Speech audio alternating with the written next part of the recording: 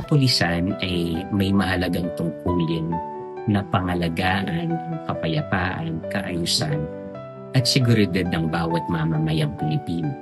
Sa gitna ng mga hamon ng karahasan, krimen at iba pang suliranin sa lipunan, ang kanilang serbisyo ay nangangailangan ng katapangan, disiplina at mataas na pagpapahalaga sa katarungan. Mahalaga ring isagawa ang bawat tungkulin ng may paggalang sa dignidad at karapatan ng bawat tao.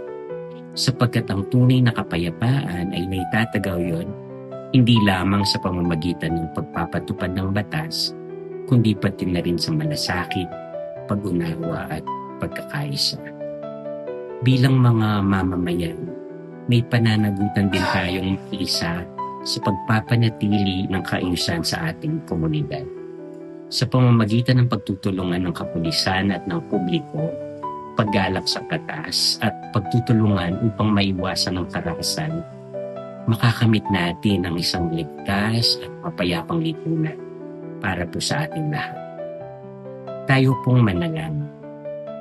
Amang makapangyarihan, maraming salamat po sa inyong patuloy na paggabay at pag-iingat sa aming lahat.